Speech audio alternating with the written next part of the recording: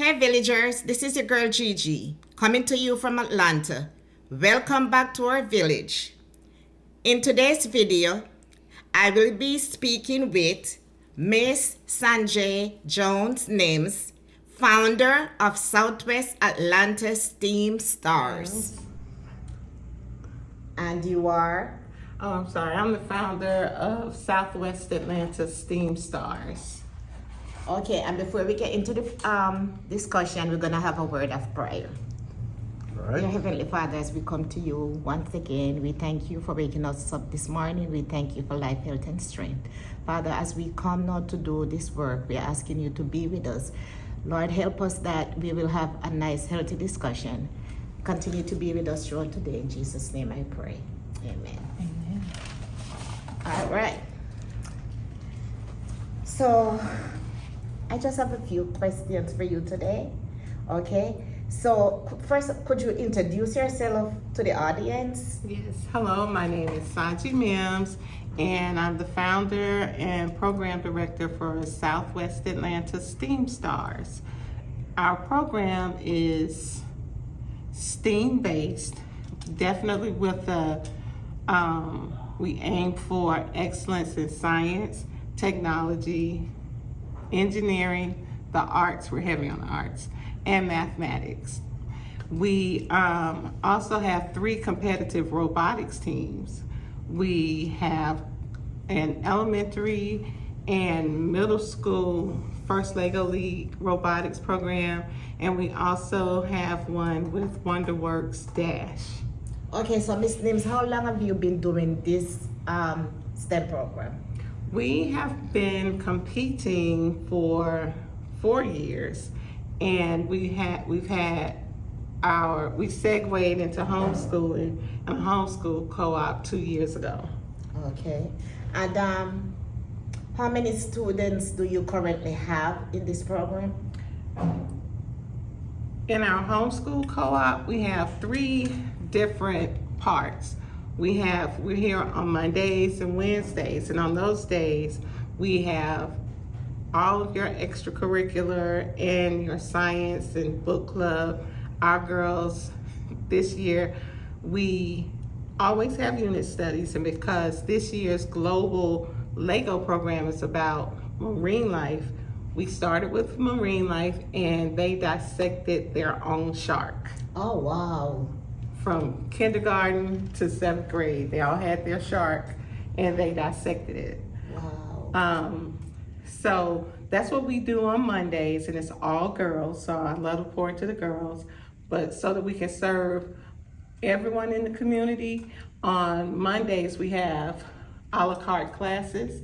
So we have African dance through Manga Dance Incorporated, Chess Club, and we are a part of the U.S. Chess Affiliation so that they can compete in tournaments. Book club, and we also offer unit studies for the community on those days as well. Okay, so is the STEM program an extension of the homeschool? I started with STEM, or I'll say, we started with STEM with the robotics program, but then we kind of segued because I wanted friends for my children. I'm a homeschooler, and it was just the opportunity to build a village, and I will say that the parents are amazing. So we definitely work we cooperate. So it's definitely a co-op. I don't do all of the classes.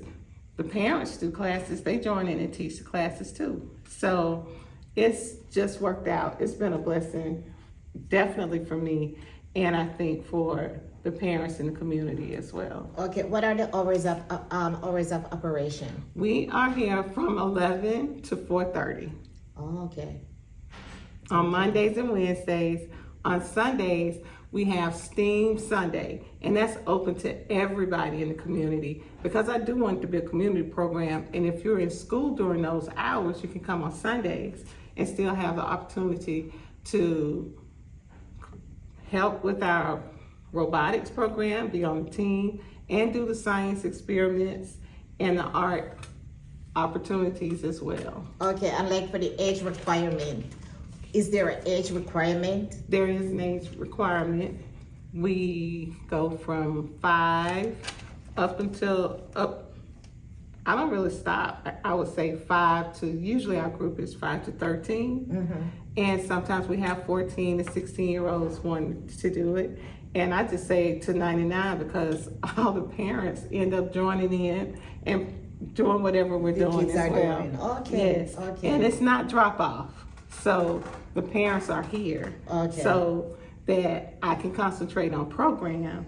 And if there's any situation, the parent can cover that with their child themselves. Okay, excellent. You already mentioned how many times a week you guys meet. How many staff members do you currently have with yourself? I have a volunteer. I have one volunteer right now, and he's in Morehouse. So I don't want to pull away from his education. So he's here to help us, especially when we start working with the coding and the building of the robot. And it's me. So it's just basically It's basically me. with the help of the few parents that With the help of my parents. wonderful parents. And because we're at the community center, I do have people from church that come in and help me out Okay. on certain days too. Okay. And I know people might be wondering about the program. You know, is there a fee for the program? There is a fee because the robots are really expensive. But I tell all of my parents that shouldn't hinder you. So I do have people that I ask to help sponsor. Okay. So I have people that sponsor and donate, and then I do have help from the church. Mm-hmm. And everything else I just happen to cover myself, and it works out. God provides. That's it. And He will continue to provide because you're doing an awesome job. You are doing excellent. Thank you. So how does the program cater to different learning styles and the students' abilities? My program is 75% neurodiverse. And what does that mean?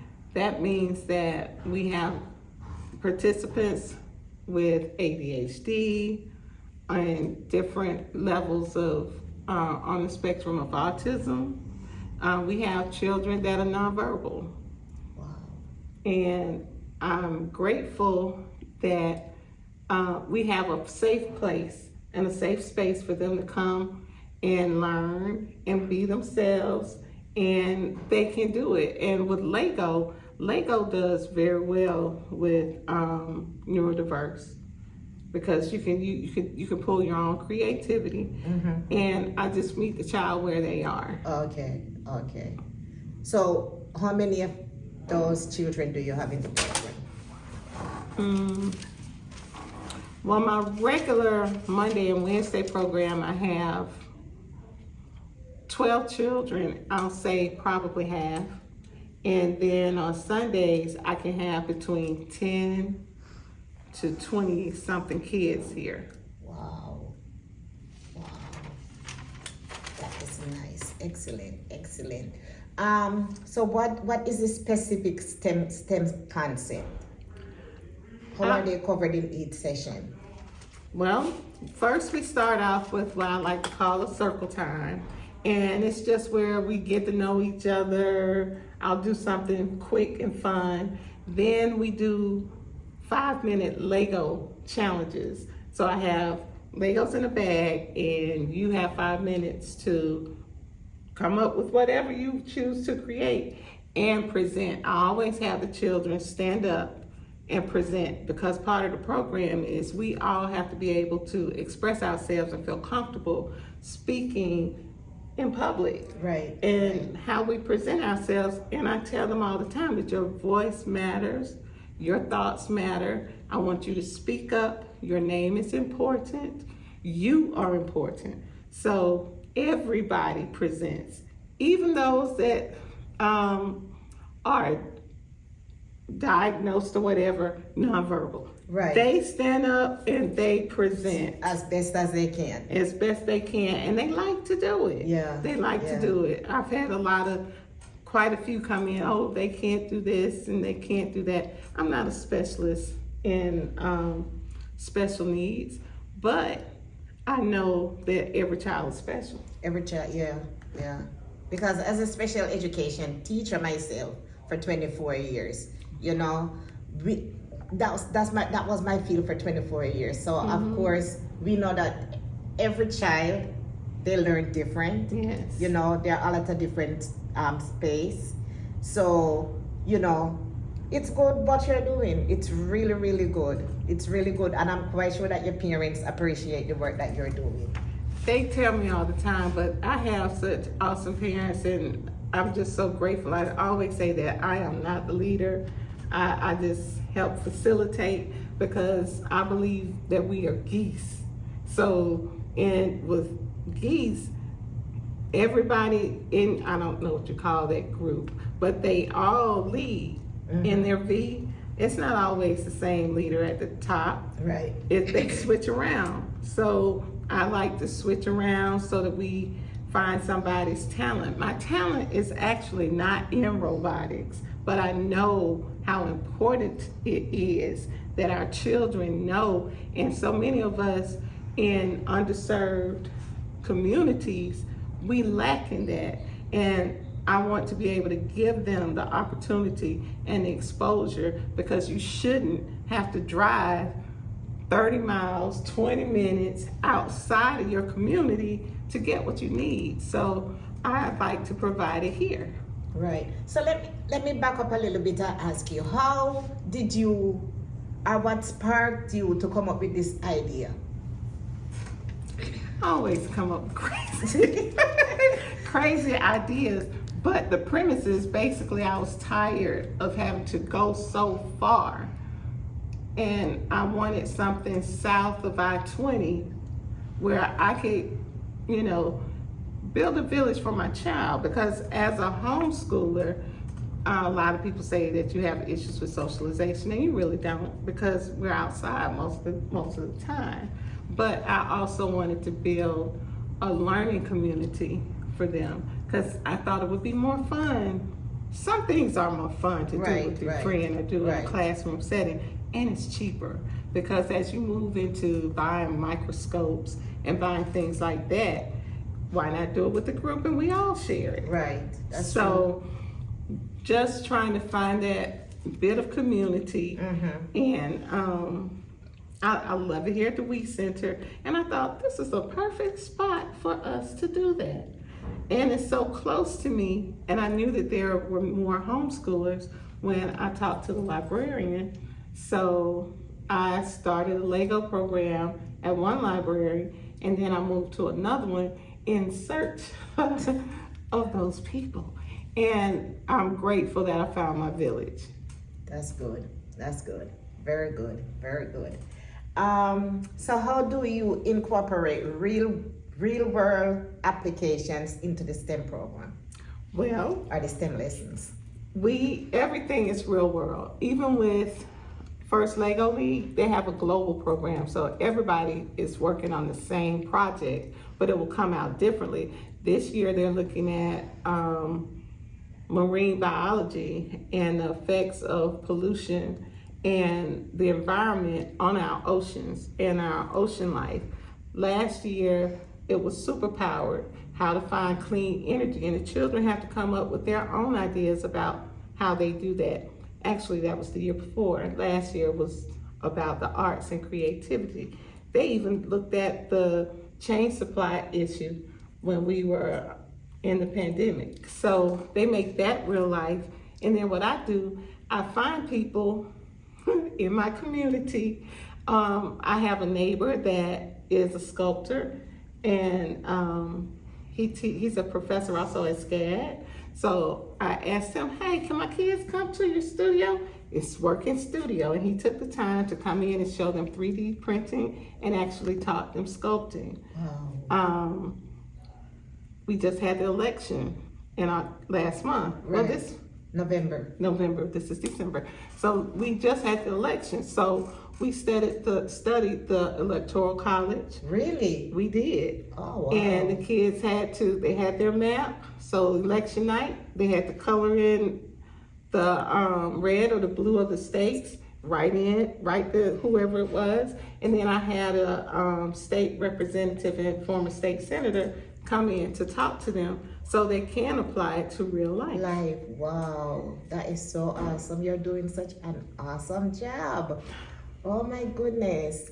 And you're a mother of 2 daughters. I'm a mother of 2 daughters. Oh, what are your daughters? My daughters are, one just turned 8 Thanksgiving and the other is 12. So really that's what pushes me, because I think of things that I want for them.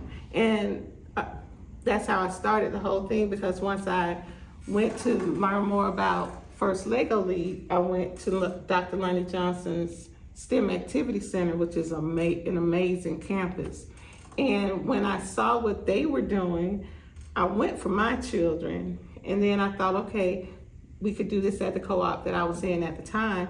But that just wasn't enough, because the more I thought about it, the kids in that co-op, they could afford to go wherever they wanted to do that. But because I live in a neighborhood that's changing, I wanted it for the kids in my area. Right. I wanted them to have it. And I'm just grateful that the people at the Johnson Center saw my vision, and I'm grateful that they support me. And I do have another co-op that supports me as well.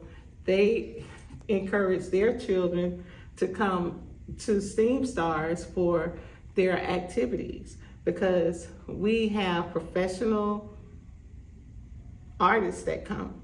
Wow. We have professional musicians that come and teach music. These girls are taking harp lessons.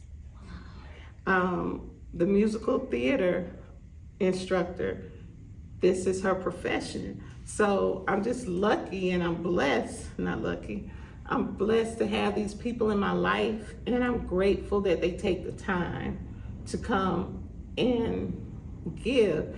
And it's just amazing. I've never been anywhere that they didn't make a comment about how awesome these children are, and they really are. We even partnered with Apple last year, and once a month we took a class at the Apple store at Lenox. They were waiting on us.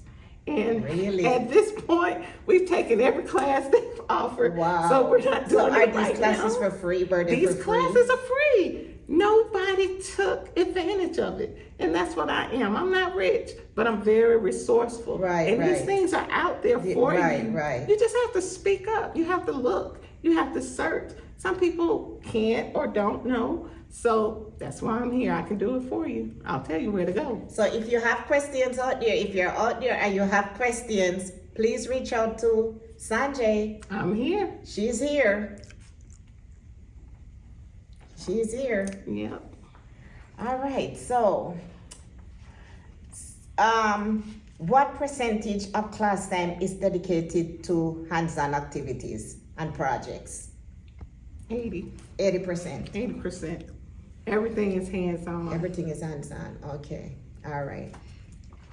Okay. And you speak a lot about community involvement, which was, a question I was gonna ask. Do you have any potential partnership with local businesses and organizations to help you? Yes, we partnered with Manga Dance Incorporated. They've been around for about 40 years now, and they're the dance program that's associated with the Atlanta Culture Arts Partnership, and we are part of Atlanta's Culture and Arts Partnership. So we have the amazing hip hop artist Michi Meko that comes in, and he doesn't have to. And I've asked him that for a few years, why do you do this? And he does it because he loves kids, and he wants to serve his community. So when he's not traveling the world, presenting or putting his things in museums, he comes here, he goes to senior centers and gives his time, and the kids love him. Also, Logical Lines is a chess program, and so is Metro Atlanta Chess Partners. I partner with them, and they come in and prepare the children for chess tournaments and teach chess, even to 5-year-olds. Wow. So it's just about the community that I have and them seeing the vision and spreading it to our youth, because that's what we have to do. Mm-hmm. We have to prepare our children, especially in the climate that we're in right now. We all are in this together. Right. And so we all have to help each other. And in helping somebody else, you end up helping yourself too. Right. So how do you measure a student's learning outcome in the STEAM program? Well, because I'm not the teacher, I offer programming that you need outside of your 3 R's. And what are the 3 R's? Reading, writing, and arithmetic. Okay. And that's mama and daddy's job. But we do have book club. I can chart, I see the progress of the student, but I don't actually have to report anything to anybody. Okay. So when they do their standardized tests, I have seen the progress when the parents come back and they tell me, or I have a child, my own child was a hesitant reader, and she definitely didn't want to speak in public, but now she does. And one of my proudest moments, because we do mindfulness as well, work on self-care, and when I asked them, what are you proud about? What are you proud of yourself about?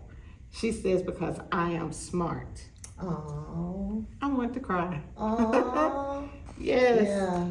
So that's how I measure the progress. Right. That's good. Good stuff. Okay, what method do you use to track your students' progress? That's what I do. That's what you do, okay. Because I have proof, because everything is hands-on. Hands-on. They have a portfolio. So I can see from the beginning when you started what you're doing until the end. Okay. Because even though we're doing hands-on projects, we start with the lesson first. Mm-hmm. So you have to read, you have to do math. I incorporated in whatever we were doing, especially like the election. They had to learn states. They had to put the states together. I had them alphabetize the states. Then they had to go back and when you look at the population, figure out compared to the population, how many electoral votes. And as the election was going on, they knew how many electoral votes each candidate needed, so they could add and subtract. So it's real life in what you're doing. That's some stuff, because I mean, they don't know they're doing adults, right? And I mean, some of us adults don't even know how to do that stuff. Right. You know, we don't. To be honest, we don't. I didn't. And to have these little babies doing that, that's awesome. Thank you. Yeah. Oh my gosh. Wow. Okay, so what are some of the specific STEAM focus areas? You mentioned robotics. And even in the robotics program, you have to use lots of mathematics, because you have to measure and count the distance that you code the robot to move. So they have to design the robot. Mm-hmm. They have to keep their engineering notebook. They have to, in the end, not just build a robot and play with Legos, but you're building models. You have to follow directions, because it's very specific how you build. The judges look at that. They have to present, so they have to know public speaking. They also have to do a research project on their innovation project. So they have to research it, explain why this particular idea you have is an issue and what is the problem. So they have to use scientific method, and then they have to prove it, and then they have to design a prototype. So in everything they're doing, they're using all the R's, mm-hmm. and they're using creativity, they're using mathematics, and they're having fun doing it. Right. So do you guys get into coding and all that stuff? Yeah, oh yes, because the only way the robot can move is that you code it. You have to make it move. Oh, okay. Yeah, so after you build it, what's it gonna do next? It's not gonna move unless you make it move. Okay. So they have to code. Okay. And they're using a younger version at first of Python. So again, they're using real life methods. Because Python is one of the popular programs that they use in the real world. Wow, I'm amazed. Oh my goodness. And that was the end of my question. Thank you for having me. Yeah, well, do you have any? I have one more. Yes. Is there any student work that you have that can be showcased? Or not today? Yeah, You have something? I do. Okay. Because usually I put it up, but they left this up. What is her name? What is her name? I get it, you don't fret.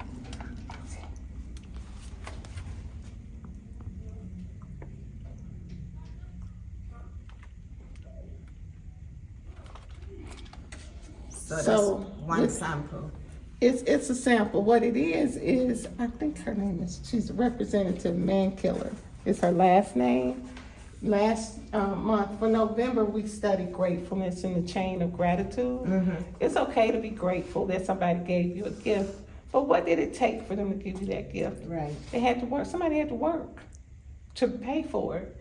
Then they had to go, and when they paid for it, that helped somebody else to get paid. But even before that, somebody had to make it. So when somebody gives you something, so many other hands has touched that before you have it. Right. So you should track your, be grateful. So that was one of the things they made gratefulness jars, where every night they write 3 things that they're grateful for, and they put it in a jar. And we also studied indigenous peoples. So when we studied that, also we had a book for our book club that studied, and that was amazing. We don't have it here. The book was about indigenous people and the Cherokee language. So they studied the Cherokee alphabet. They learned some of the languages. She is one of a civil rights person for indigenous people, and each student had to color just one page. Oh. And so each one of these pieces was colored by a different student. a different student, and the parents, we had an assignment too. This was mine, I didn't finish. But then they had to put it all together, because everything comes back to kindness and us having to work together to make things happen. And my parent, Dr. Sharon Hudson, led the indigenous class. She even found a rare coin. She's a coin collector. And so some of the children that don't, she found the coin with the quarter with her face on it. Really? Yes, so each child left with a coin. Oh, wow. Wow, this is so nice though. So it started out like a puzzle, because when you buy a box of puzzle, everything Yes. is all, apart, Yes. So each child had to take a piece of the puzzle and put it together. Yes. Yeah. And when you took it home, what is this? But she said, nope, just color it. And they did. So that's why you see her cool glasses. Uh-huh. That is cute, really cute. Okay. They even take cooking classes, I forgot that. Oh, they do cooking classes too? We had a vegan cooking class Oh. by Chef Nikki. You can find her pancake mix at Candler Park Market. And I can't remember the other markets, but it is at Candler Park Market. And she comes and she teaches them vegan cooking. Oh, wow. Yes. Wow.